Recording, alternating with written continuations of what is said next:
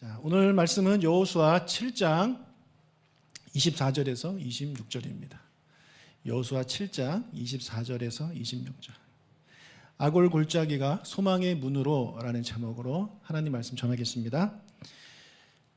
제비 뽑기 해서 아간이 걸렸습니다. 하나님의 것을 이제 훔쳤다고 그때서야 이제 실토를 하죠. 근데 이미 늦었습니다. 제비 뽑기 하기 전에 하나님께 나와 제가 이런 잘못을 했습니다라고 자복하고 회개했어야 되는데 끝까지 버티다가 이제 제비 뽑기로 걸렸습니다. 그때 이제 늦은 겁니다. 여호수아는 하나님의 명령대로 아간을 처형합니다. 여호수아 7장 15절을 읽겠습니다. 온전히 바친 물건을 가진 자로 뽑힌 자를 불사르되 그와 그의 모든 소유를 그리하라. 이는 여호와의 언약을 어기고 이스라엘 가운데에서 망령된 일을 행하였음이라 하셨다 하라. 하나님께서 뭐라고 명령하고 있나요? 나의 것을 훔친 자를 죽여라, 불로 태워라, 이렇게 명령을 하고 있습니다. 그리고 그 사람뿐만 아니라 그의 소유까지 다 그렇게 해라라고 아주 무서운 명령을 내리십니다. 이 말씀대로 여호수아는요 아간과 그의 모든 소유를 끌고 한 골짜기로 갑니다. 24절 읽겠습니다. 여호수아가 이스라엘 모든 사람과 더불어 그 은과 그 외투와 그 금덩이와 그의 아들들과 그의 딸들과 그의 소들과 그의 나귀들과 그의 양들과 그의 장막과 그에게 속한 모든 것을 이끌고 아골 골짜기로 가서. 자, 여호수아가 하나님의 말씀대로 아간을 끌고 가는데 아간뿐만 아니라 그의 모든 소유도 끌고 갑니다. 소, 나귀, 양들 끌고 갑니다. 그런데 그의 아들들과 딸들도 끌고 갑니다. 설마 이 사람들도 아들과 딸들도 태워 죽이려고 하는 것일까요?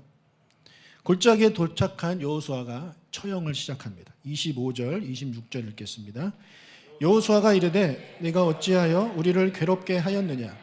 여호와께서 오늘 너를 괴롭게 하시리라 하니 온 이스라엘이 그를 돌로 치고 물건들도 돌로 치고 불사르고 그 위에 돌 무더기를 크게 쌓았더니 오늘까지 있더라.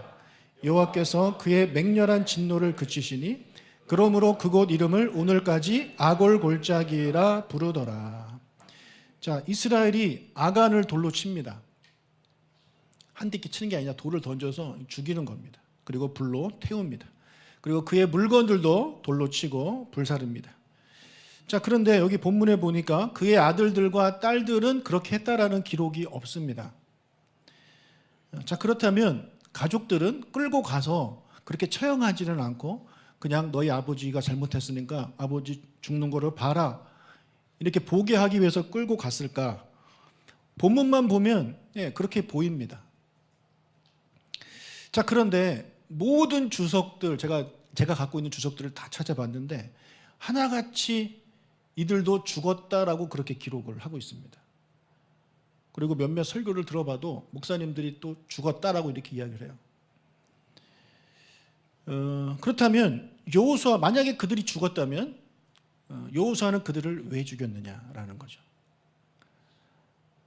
하나님이 신명기에서 이런 말씀을 하셨습니다. 신명기 24장 16절.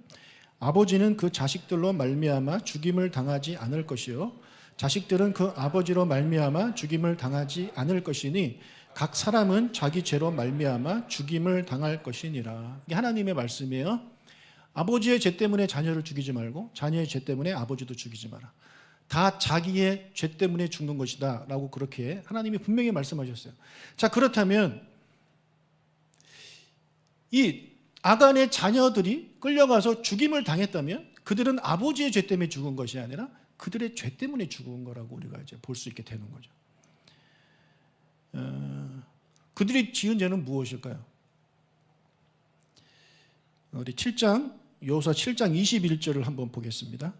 내가 노력한 물건 중에 시날산의 아름다운 외투 한 벌과 은 200세겔과 그 무게가 50세겔 되는 금덩이 하나를 보고 탐내어 가졌나이다. 보소서 이제 그 물건들을 내 장막 가운데 땅속에 감추었는데 은은 그 밑에 있나이다 하더라. 자, 아간이 이제 전쟁에 나갔습니다. 아들들도 나갔겠죠. 성년이 됐으면 아마 나갔을 겁니다. 아간의 나이가 몇 살인지는 모르지만 그래도 족장 정도 되면 나이가 어느 정도 있을 거라고 생각이 돼요. 그래서 아들들하고 같이 나갔어요. 그래서 여리고가 무너진 다음에 이제 그 안에 있던 여리고 사람들과 싸우다가 이제 한 물건을 발견하게 되는 거죠. 아름다운 시날산의 외투를, 누이비통 옷을 발견하게 된 것입니다. 그리고 그 옆에 보니까 금도 있고 은도 있는 거죠. 그 얘기 유혹이 온 거죠. 보고 탐이 났습니다. 아, 저 가지고 싶다. 근데 갈등이 있었겠죠. 하나님이 가져가지 말라고 했기 때문에 그 갈등과 싸우다가 결국에 누구 손을 들어주냐면 탐욕의 손을 들어주죠. 그걸 챙깁니다. 챙기는데 그 옆에서 아들들이 봤을 가능성이 큽니다. 왜 제가 이런 말을 하냐면, 여러분 시날산의 외투를 이게 어느 정도인지 모르겠지만 그래도 이게 티 안 나게 다른 사람들이 모르게 집에 가져갈 수 있을까요? 그걸 어떻게 다른 사람 모르게 티 안 나게 가져올 수 있나요? 시날산의 외투와 금덩이와 은덩이를 어떻게 모르게. 그리고 이제 그것을 가지고 왔잖아요. 가지고 와서 어디다 숨겼습니까? 어디 산, 뒷산에 숨긴 게 아닙니다. 자기 장막 한가운데 땅을 파요. 땅을 파요. 그거 가족들 모르게 할 수 있나요? 지금이야 애들이 다 방에 들어가가지고 이어폰 꽂고 유튜브 보고 있다면 땅 파서 할 수 있겠지만 그 당시는 그게 아니잖아요. 그냥 텐트면 방이 어디 있어요? 그냥 같이 있는 겁니다. 같이. 근데 어떻게 자녀들 모르게 땅을 팔 수가 있죠? 불가능합니다. 분명히 자녀들이 보았을 거라는 거죠. 그런 아버지가 그런 것을 훔치고 그 땅을 파서 숨기는 것을 자녀들이 보았다면 자녀들은 어떻게 했어야 될까요? 말렸어야 됩니다. 아버지, 그러면 안 됩니다. 여호수아가 절대 훔치지 말라고 했잖아요. 하나님의 것이니까 훔치지 말라고 했잖아요. 그거 훔쳐가면 안 됩니다, 아버지. 라고 아들들은 물건을 가져올 때 말렸어야 될 것이고, 딸들은 아버지가 집안에서 땅을 파고 그것을 숨기고 덮고 하는 동안 아버지 이건 또 뭐예요? 어디서 났어요? 예쁘긴 하네. 어디서 났어요, 아버지? 이랬어야 돼요. 그 혹시 훔친 거 아닙니까? 하나님이 절대 하나님 거 훔치지 말라고 했는데 왜 아버지 그거 훔쳐가지고 여기다 숨깁니까?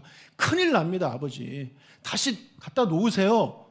이제라도 늦지 않았어요. 갖다 놓으세요. 했어야 되는데 그들이 안 했다는 거죠. 물론 했을 수도 있습니다. 그런데 아간이 이렇게 했겠죠. 야, 괜찮아. 이 정도는 괜찮아. 남들 모르게 하면 돼. 아마 몰라도 다른 사람들도 조금씩 다 챙겼을걸? 왜 아빠한테만 뭐라 그래? 야, 그리고 이게 나 주라고 하는 거냐? 이거 어차피 너희들이 가질 거 아니야? 너희들 유산 내 물려줄 거 아니야? 괜찮아 했을 것입니다. 결국에 누가 이긴 거예요? 아간이 이긴 거죠. 그렇죠? 아간이 이긴 거예요. 그러니까 아간 말대로 땅을 파서 숨기고 아무 일 없는 척 그들은 입을 다물고 있었습니다. 이것이 하나님 보시기에 죄라는 거죠. 사랑하는 아버지가, 가족이 하나님의 말씀을 어기고 불법을 행하고 있는데 그때 적극적으로 말리고 하면 안 된다라고 옆에서 했어야 되지만 그들은 그렇게 하지 않았다라는 것입니다. 방조했다라는 거죠. 여러분, 요즘 우리나라에 그런 법이 있죠. 음주운전을 내가 한 건 아니지만 내 옆 사람이 음주운전을 했는데 내가 그걸 말리지 않으면 나는 어떤 죄가 적용됩니까? 방조죄가 적용이 되죠. 그렇죠? 예. 그런 죄가 아닐까라는 생각을 해보게 되는 거죠. 여러분에게는 여러분의 가족이 하나님의 것을 훔치려고 할 때, 하나님의 말씀을 어기려고 할 때, 하나님이 기뻐하시지 않는 행동을 하려고 할 때 여러분 말리시나요? 그분 말리는 용기가 여러분에게 있습니까? 아버지 그러면 안 돼요. 여보 그러면 안 돼. 아들아 딸아 그러면 안 된다. 하나님의 것은 훔치면 안 돼. 하나님 말씀대로 살아야 되라고 여러분 그렇게 이야기를 하고 있습니까? 하와가 선악과를 먹을 때 아담이 어디 있었냐면 바로 옆에 있었습니다. 자기가 먹고 옆에 있는 아담한테 줬어요. 그러니까 뱀이 하와를 꼬실 때 아담이 옆에서 어떻게 했어야 됩니까? 말렸어야 돼요. 야 저리 가 뱀아 이렇게 발로 차든지 여보 일로 와 하고 가 하고 여보 먹으면 안 돼 저거 먹으면 큰일 나. 하나님이 먹지 말라고 했잖아. 저거 하나님 거야. 하나님이 이렇게 다 주셨는데 왜 저거를 욕심을 내니? 더 맛있는 거 여기 있으니까 이거 먹자 라고 아담이 말렸어야 합니다. 근데 창세기 3장을 보면 아담이 말렸다는 얘기가 있어요 없어요? 없어요. 예.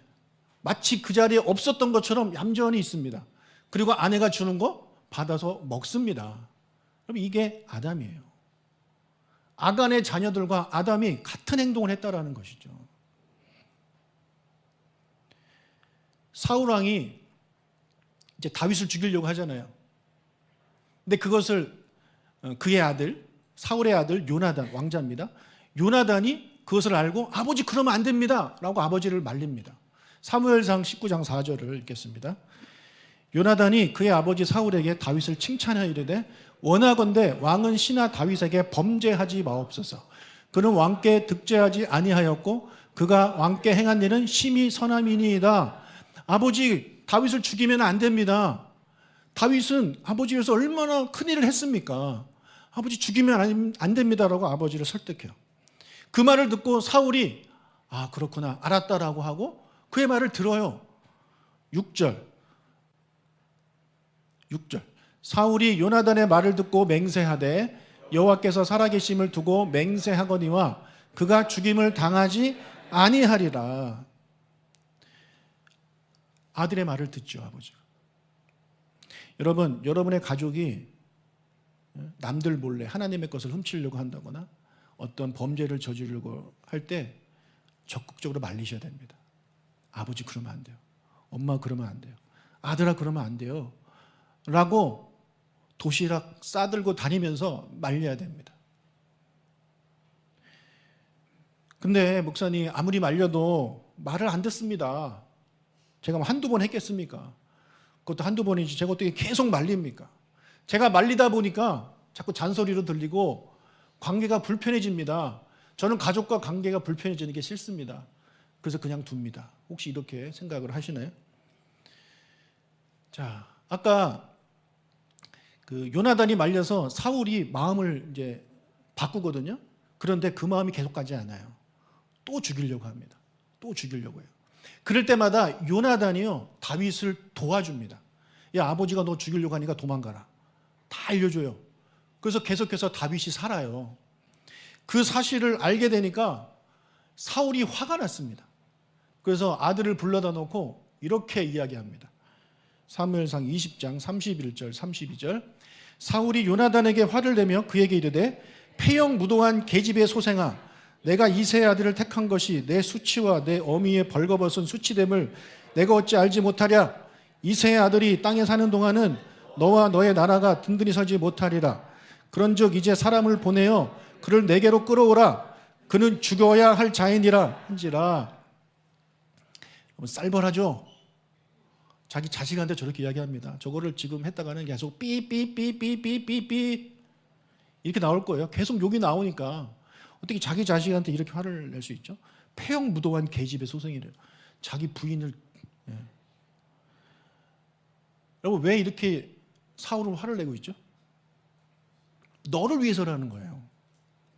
아빠가 쟤를 뭐 죽이고 싶어서 죽이냐? 너를 위해서 그런 거 아니야. 쟤가 죽어야 너가 왕이 돼. 쟤 그냥 두면 쟤가 왕이 된다고. 쟤 엄청나게 인기 있는 거 너도 알지. 너 바보냐? 네 왕권을 왜 쟤한테 자꾸 주려고 하니? 하면서 계속해서 자기 아들을 욕하고 있는 거죠. 예, 너를 위해서라는 거야. 너를 위해서. 아마 아간도 그랬을 거예요. 이거 너희들을 위해서 가져온 거야. 우리 돈이 많아야 너희들이 행복할 거 아니야. 자, 그렇게 아버지가 막 이렇게 욕을 했는데 그래도 요나단이요. 아버지 그러면 안 됩니다. 라고 또 하니까 아들을 죽이려고 합니다. 32절 33절 요나단이 그의 아버지 사울에게 대답하여 이르되 그가 죽을 일이 무엇이니까 무엇을 행하였나이까 사울이 요나단에게 단창을 던져 죽이려 한지라. 아버지 그래도 안 됩니다. 아버지 제가 왕자가 못 되더라도 아버지 절대 제 다윗 죽이면 안 됩니다. 말리죠. 얼마나 아버지랑 불편합니까? 예. 여러분 요나단은 아버지랑 불편해지는 게 뭐 행복한 사람일까요? 얼마나 힘들겠어요 마음이. 그러니까 아버지가 아들을 향해 단창을 던집니다. 예. 진짜 죽이려고 한 거죠.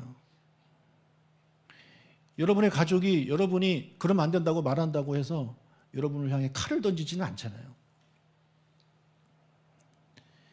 여러분, 요나단은요 끝까지 자기의 목숨을 걸고 다윗을 도와줘요. 그가 블레셋과의 전쟁에서 이제 전사하게 되거든요. 그때까지 다윗을 도와줘요. 그 세월이 무려 10년입니다. 10년. 10년 동안 요나단은요 아버지와 불편한 관계를 계속 유지합니다. 왜요? 저는 그것이 처음에는 요나단이 다윗을 너무 사랑해서 그런 줄 알았어요. 친구를 너무 사랑하니까 친구를 살리기 위해 그렇게 한 줄 알았어요. 근데 제가 오늘 이 말씀을 묵상하면서 다른 이유가 하나 더 있구나.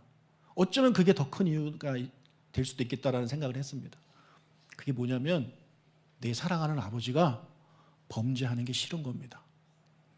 내 사랑하는 아버지가 하나님이 기름 부은 자를 죽이는 큰 죄를 짓는 것이 싫은 거죠. 그러니까 아버지와의 관계가 불편해지는 것을 감수하면서까지 아버지가 그렇게 못하게끔 이 요나단은요 말리고 다윗을 몰래 이렇게 도와주고 피난하게 하고 이렇게 했다라는 거죠. 여러분, 요나단의 마음이 좀 이해가 되십니까?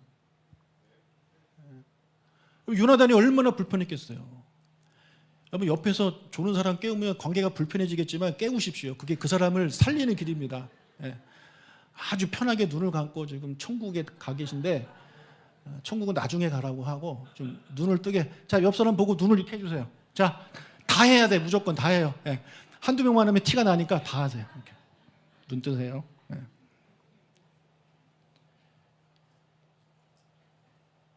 여러분, 사랑하는 여러분의 가족이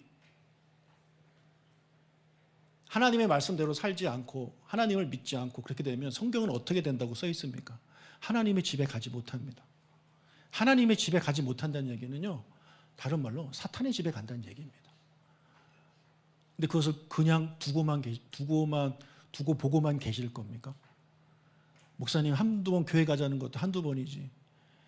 전도하면 남편하고 자식하고 관계가 불편해지니까 안 하는 분들 제가 알기로는 많이 있는 걸로 알고 있습니다. 여러분, 관계가 불편해진다 하더라도 여러분이 정말 천국과 지옥을 믿는다면 그렇게 하면 안 됩니다. 아담처럼 가만히 있으면 안 돼요. 아간의 자녀들처럼 가만히 있으면 안 돼요. 누구처럼 해야 돼요? 요나단처럼 해야 돼요. 상대방한테 욕을 먹고 싸대기를 맞고 핍박을 당해도 그러면 안 된다라고 이야기해 줄 수 있어야 하는 겁니다. 그게 진짜 가족을 사랑하는 거죠.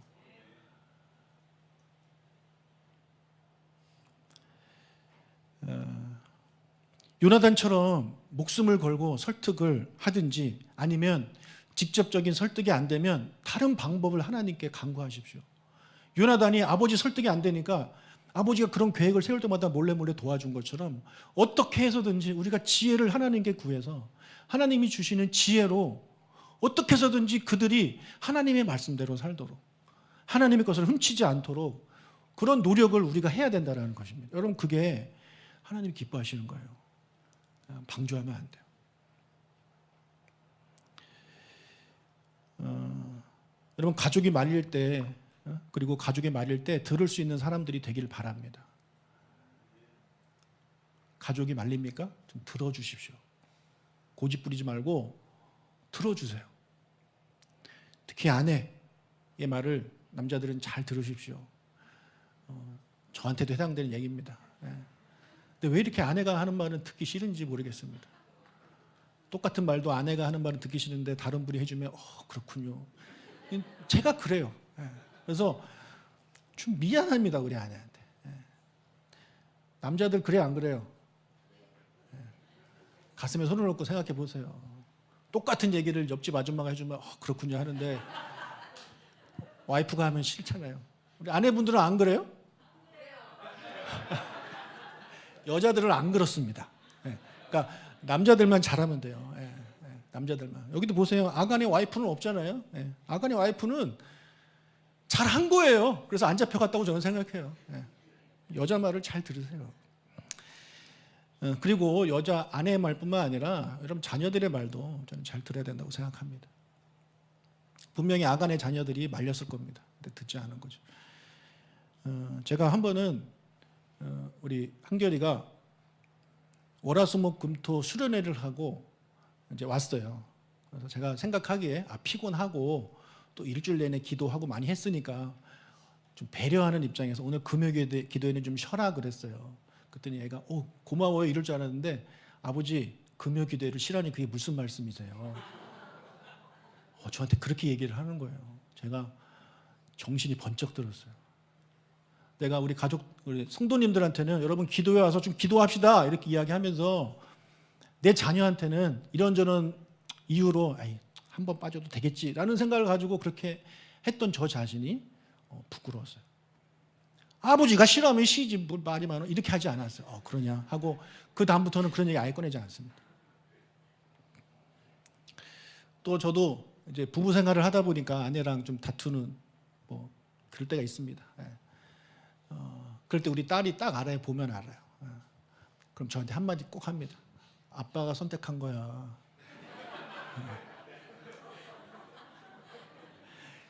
제가 그 얘기를 설교 때 했는데 그거를 기억해서 저한테 그대로 해주는 거예요. 그래서 맞다. 내가 선택했지. 내가 박은하를 선택했지.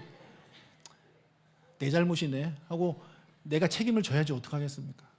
그러니까 딸이 그 얘기를 하면 좀 마음이 풀려요. 네가 뭘 알아? 네가 살아봤냐?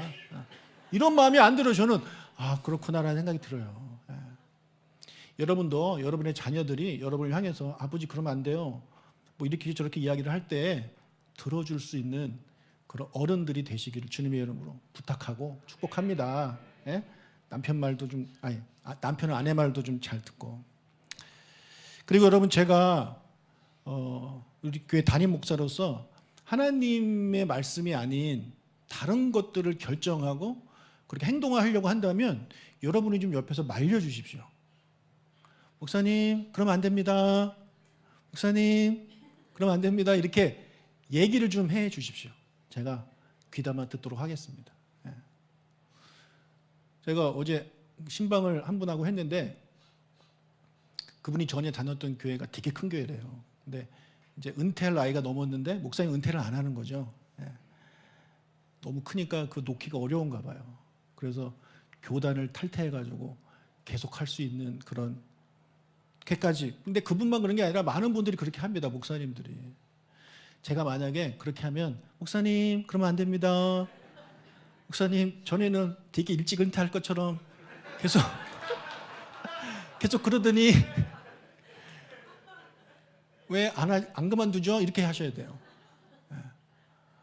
저한테 69세까지 해달라는 그런 글도 있었는데 그거는 하나님이 그만두는 거예요. 그러니까 제가 혹시라도 나중에 나이가 들어가지고 좀 맛이 가서 자꾸 더 하려고 하고 이런저런 핑계 대면서 후임을 못 구했습니다. 막 이러면서 그런 헛소리를 하면 어떻게 하라고요? 목사님 그러면 안 돼. 좀 덜 그렇게 좀 애교 있게 목사님 그러면 안 됩니다. 그리고 여러분들도요. 제가 집사님 그러면 안 됩니다 하면 좀 네 해십시오. 삐지지 말고. 내가 참다 이야기하는 것도 있고 덜 참고 얘기하는 것도 있어요. 뭐냐면 그때마다 달라요. 어떤 건 오래 참고 얘기하는데 어떤 거는 바로바로 얘기해야 되는 상황이 있어요. 그때 삐지지 좀 말아요. 그냥 얘기하면 그렇구나 하고 받아줬으면 좋겠어요. 무서워서 말을 못 하겠어요. 자꾸 삐지니까. 물론 제가 입이 좀 잘못된 그런 말을 할 때도 있습니다. 그러나 제가 악의를 가지고 일부러 그러는 건 아니니까 우리 서로 누군가 나한테 어떤 이야기를 해주고 그러면 그걸 좀 귀담아 듣고 그렇구나 하고 내려놓을 수 있는 우리가 됐으면 좋겠어요. 비록 사울이 나중에는 맛이 가서 아들을 자기가 죽이려고 했지만 처음에는 아들 말을 듣잖아요. 그런 모습이 우리 안에 좀 있으면 어떨까라는 생각을 합니다. 아시겠죠? 자, 아간이 죽은 골짜기에 사람들이 이름을 붙입니다. 25절, 26절을 보니까 아골 골짜기라고 이름을 붙입니다. 아골 골짜기. 그 아골이 무슨 뜻이냐? 괴롭다라는 뜻이에요. 괴로움. 25절에 보니까 이렇게 써 있죠. 너가 어찌하여 우리를 괴롭게 하였느냐? 여호와께서 오늘 너를 괴롭게 하시리라. 그래서 아골 골짜기 하면 괴로움의 골짜기예요. 그러니까 아골 골짜기는 이스라엘 사람들한테 어떤 장소냐면 괴로움의 장소예요. 괴로움의 장소. 찬송가 중에 이런 찬송가가 있죠. 아골골짝 빈들에도 복음 들고 가오리다. 그게 무슨 말이겠어요? 아무리 괴로운 장소라고 하더라도, 내가 복음 전하다가 괴로움을 당한다 하더라도 내가 가서 복음 전하겠습니다. 그 가사예요, 그게. 그래서 신학생들 이 노래 엄청 부릅니다. 근데 이제는 안 갑니다. 돈 많이 주는 대로 갑니다. 아골골짝을 안 가고 돈 많이 주는 골짝으로 많이 갑니다. 이게 문제인데, 아무튼 그런 뜻이에요. 자, 이렇게 고난과 저주와 아픔, 이 괴로움의 상징인 아골골짜기가 여호수아 7장에 등장했다가 나중에 한참 있다가 또 등장하게 되는데, 어떻게 등장하느냐? 이사야 65장 10절을 읽겠습니다. 샤론은 양떼의 우리가 되겠고 아골골짜기는 솥대가 눕는 곳이 되어 나를 찾은 내 백성의 소유가 되려니와. 자, 아골골짜기가 솥대가 눕는 곳이 된대요. 그 그림 언어죠. 어떤 느낌이 드시나요? 소들이 막 괴로워서 쓰러져 있습니까, 지금? 아파서 쓰러져 있습니까? 링겔 맞고 있나요? 어떤 그림이에요? 배가 너무 불러서. 여러분, 원래 소들은요 엄청 먹어요. 계속 먹어요. 저도 또 먹고 또 먹고 또 먹고, 뱉고 또 먹고 또 먹고. 그래서 계속 서 있잖아요. 근데 얘네가 얼마나 배가 부르면 누웠겠습니까? 더 이상 못 먹어. 엄마 그만 줘 해가지고 더 이상 누워 있는 거죠. 그리고 사방에 적이 없는 거죠. 적이 없는 거예요. 늑대, 여우 이런 게 없는 거예요. 그러니까 마음 편하게 누워서 쉴 수 있는 거죠. 그래서 아골골짜기가 솥대가 눕는 곳이 된다라는 얘기는 저주와 괴로움과 아픔의 상징이었던 그 아골골짜기가 이제는 평안, 축복, 풍성함을 대표하는 그런 곳이 된다라는 거예요. 언제? 하나님의 나라가 임할 때, 새하늘 새 땅이 임할 때 이렇게 된다라는 거예요. 그러니까 하나님이 함께 하실 때 고통의 골짜기가 풍성의 골짜기, 축복의 골짜기로 바뀐다라는 것을 지금 이사야가 예언을 하고 있는 겁니다. 또 호세아 선지자가 2장 15절에서 이런 얘기를 합니다. 거기서 비로소 그의 포도원을 그에게 주고 아골골짜기로 소망의 문을 삼아 주리니. 소망의 문을 삼아 준대. 아골골짜기로 소망의 문을 삼아 준대요. 너무 멋있는 표현 아닙니까? 갑자기 위로가 확 되지 않나요? 여러분, 소망의 문이라는 게 어떤 이미지로 우리에게 다가옵니까? 저 소망의 문을 통과하면 지금 내가 가지고 있던 고통과 아픔이 사라지고 기쁨과 즐거움과 행복이 찾아올 것이라는 그런 기대감을 갖게 하는 게 소망의 문 아닌가요? 만약에 절망의 문 써 있으면 어떤 거예요? 지금보다 더 안 좋아지는 거죠. 그렇죠? 그런데 그런 아골골짜기가 절망의 문이 아니라 소망의 문으로 삼아 주실 것이다. 누가? 하나님이. 언제? 하나님이 너희와 함께 하시면. 그러니까 지금 이스라엘 백성들이 호세아 선지자 때 얼마나 타락하고 하나님을 떠나 있습니까? 그들의 삶은 절망의 그런 시간들이었습니다. 그럼 그들에게 말하는 거예요. 너희들 지금 삶이 아골골짜기 같지? 그러나 너희가 하나님께 돌아오면, 하나님이 너희와 함께 하시면 너희의 그 아골골짜기는 소망의 문으로 바뀔 거야. 그 소망의 문으로 걸어와. 이것을 호세아 선지자가 이스라엘 백성들한테 이야기를 하고 있는 겁니다. 사랑하는 우리 형제 자매 여러분, 여러분의 삶이 때로는 아골골짜기일 수 있습니다. 어떤 분이 지금 그 상황에 있을 수 있어요. 절망뿐이고 괴로움뿐이고 소망이라고는 전혀 없는 그런 상황에 있는 분들이 계실 겁니다. 그런 그들에게 우리 하나님께서 말씀하십니다. 내가 너와 함께하면, 너가 나에게 오면 아골골짜기는 솥대가 눕는 곳이 될 것이고 소망의 문이 될 것이다. 나에게 와라. 다른 데 기웃거리지 말고 나에게 와라. 나를 의지해라. 이렇게 말씀하고 있습니다. 사랑하는 여러분, 그런 우리가 되기를 주님의 이름으로 축복합니다. 우리에게 소망은 우리 주님밖에 없습니다. 그렇죠? 우리 주 외에는 소망이 없습니다. 하나님께만 소망이 있음을 믿고 우리 다 같이 이 찬양 하나님께 올려드리고 우리 기도하겠습니다.